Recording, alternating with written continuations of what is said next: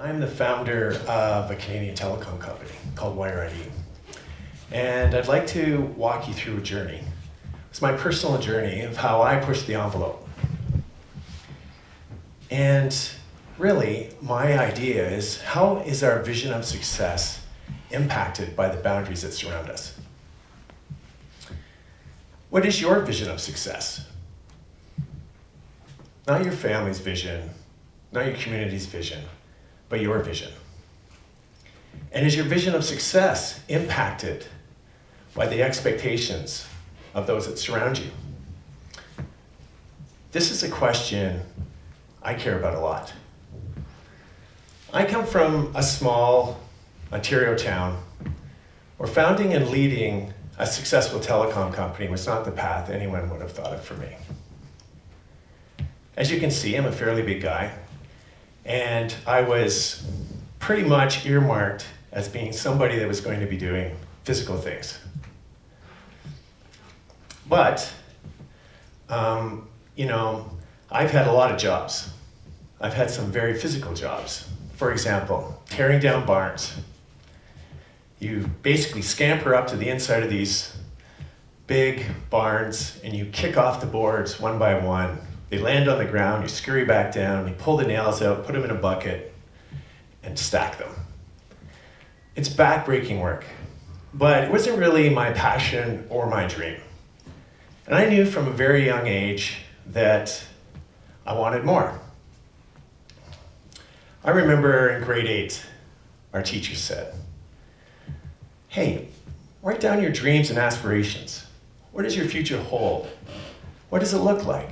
What will you be doing?" And so most of the guys in my class, they wrote down that, hey, we're going to be miners, loggers, or farmers. Well, that was just what they were told to do, or that's the expectation that others had of them. But on me, I wrote down that I wanted to go to Harvard, and I was going to be a CEO. Looking back now, it's probably a big mistake. I should have said McGill.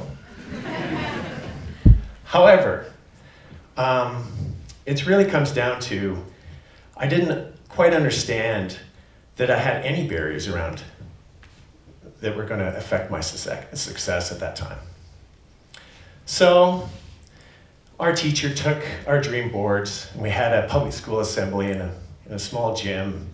The whole community was invited to attend. They came milling in. Our dream boards were on the wall. And I saw some of them stop at mine. I saw them even kind of snicker.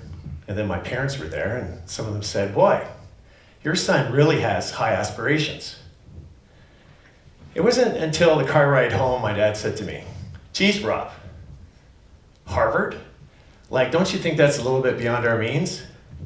And it was at that point that I really kind of started to realize that I did have some barriers that would impact my vision of success. However, I was off to high school. I left grade 8. I was going to be someone who went to Harvard and a CEO. And quite honestly, I basically, didn't really understand what all that meant, because I only had a 50% average throughout high school. Definitely not Harvard grades. But I really wanted to make sure that I, had my dream. My dream was to be go to school.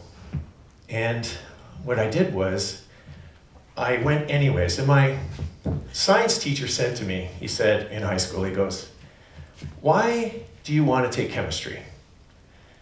You're just going to be a farmer." And so that meant to me that he didn't really know much about me. So I was self-educating and reading. I was reading books like The Cosmos and Carl Sagan and The Game by Ken Dryden. And I really wanted to learn more. I thought the world was a bigger place, and I wanted to know how other successful people had done it. And so although I didn't get great grades and I didn't, really have a chance to go to university. My destination was still the same. I wanted to be a CEO, and I wanted to achieve that goal. So I decided anyways that I was going to go. I applied to a university in a small town where my grandmother lived, and I showed up. Moved in, the whole bit. I go to admissions the day, and they're like, sorry, Mr. Barlow, your name's not on the list here.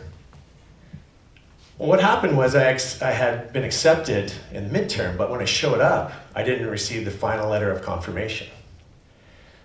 Quite frankly, I was pretty upset, and I didn't know what to do. But at that time, I decided, you know what? You need tenacity and courage to break through the boundaries. And so I said, that's not acceptable. I need to talk to somebody. I came here all the way. I'm living with my grandmother. And we basically, she said to me, well, you're pretty upset. You know, the dean's office is over there. Why don't you go talk to them? So I did. I went up to talk to the dean. He was actually in his office. I walked up. I said, hey, listen, I came all this way. I really need to go to university. You know, I've moved in, people think I'm here. And he's like, okay, son, I see you're upset. I actually have a board meeting tomorrow. If you write down why you want to come to university and bring me a letter tomorrow, I'll present it. So I took off, went home, spent all evening writing a 6-page letter of why I wanted to go to university. I showed up, I delivered it the next day, and just as promised, he says to me, yep, this is good. I'll get back to you in 2 days. 2 days later, I get a phone call. Great, you've been accepted on probation. And I'm like, fantastic. Now I'm going to university. I'm going to be, I can move on. And then they went on strike a week later. But I was optimistic. I said, oh, okay, it's only going to be a couple weeks. 3 weeks later, it turns out that it was going to take a long time. So I went back to high school to get better grades.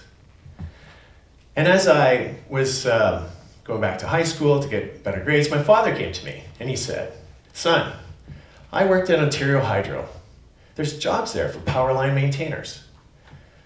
You can get a trade, make good money, it's a pension.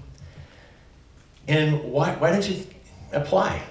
So I was reluctant, but I said, okay, good money, go to high school, I didn't get to go to university, but I could get a trade. So off I went, I applied for the job. The interview seemed to me like it only had 2 questions. How tall are you? Well, I'm 6'2". Great. Do you play hockey? I was like, yeah, I play hockey. Awesome. They deliberated for 2 minutes. It seemed like 2 minutes to me. And I got accepted. So I spent 12 years in Ontario Hydro, outside, building and operating transmission and distribution networks. All the while still wanting to start my own business and be a CEO.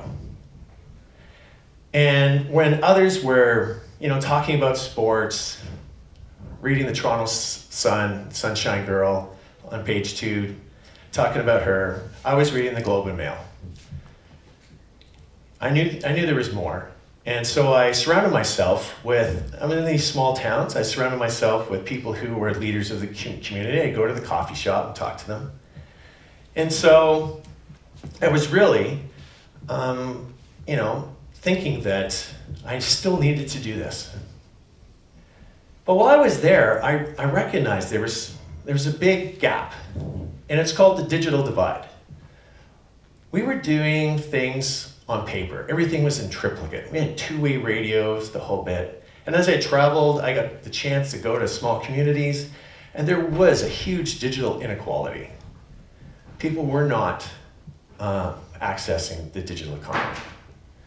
So I was talking to a friend of mine, and he said, hey, Rob, I saw something that you were talking to me about this digital equality, but I saw this commercial on TV. It's a startup wireless company. And they're, it looks like it could solve some of the problem that you talked about. So I did some research and I realized that, yeah, perhaps. So I took the leap. I left Ontario Hydro, full pension, took it off, and basically started with this wireless company. And I recognized that I could grow with it because it was growing and so was I. But it was a big leap for me. I didn't even know how to use a laptop computer. I had to go to community college to learn Word, PowerPoint, and Excel, and Microsoft Office. But I took my personality, one of my biggest strengths, I think, and surrounded myself with people who were there who actually were very intelligent and knew business. And so I wanted to learn more about private industry. And so one of the things I recognized that I could do that others wouldn't do is I took on projects that people said, oh boy, that's gonna ruin my career. But I thought, no one's gonna fall off a pole and hurt themselves. You can't get physically hurt doing this. So I took on projects that nobody else wanted. So I worked there for 10 years and I learned a lot about private industry. Then I decided, you know what, this is still a big problem. So I started my own company, just like that. I just left. In fact, I couldn't even get a hold of my boss. He knew I was going to leave. He was like avoiding the call. I had to fake a family emergency to get him on the phone to tell him I was going to leave. So the thing about it is that we started our company with answering the question why that we were doing it, which was really to bridge the digital divide, which is in itself pushing the envelope. We started in the Caribbean. There was 14 countries we were in. We actually were taking laptops and computers and bringing them to schools that were on remote islands in Grenada, St. Martin, which are quite close to the US and the Canadian economies, but these people had chalkboards that they were teaching their kids on. So it was very fulfilling, but we started to look at it and it was like, Canada's got a problem too, a big one. And for every 10% of broadband that gets extended, it increases gross domestic product by 1.5% on average. Then we were like, wow, even today, Canada has 5 million people that do not have access to the digital economy. So we did a lot of great things at my company, and I recently got acquired, but now my job is to finance municipalities and communities, like Indigenous communities and small rural Canada, to actually bring broadband, because it's one of the big barriers. So there's a few lessons that I have learned that others take and follow to, break down barriers and boundaries. One is passion, tenacity and resilience, and courage. Passion is what makes you be the person that people listen to and they want to follow you. Tenacity and resilience, that allows you to work through the ebbs and flows of adversity. And then we have courage. Everybody needs courage, because if you have courage, you'll take on risks that others won't take on. I'd like to just say that there's some guiding lessons as well that are very important. Self-educate and read. It's how you inform and inspire yourself. Take on projects that others do not want to take. What's the worst that could happen? Make mistakes and learn from them. If you don't make mistakes, you're not working hard enough. And lastly, if you're afraid, embrace that fear and use it as power from within and push forward. So I would like to just say, take these things that I've learned, take risks, figure out your dream, and push forward. Thank you.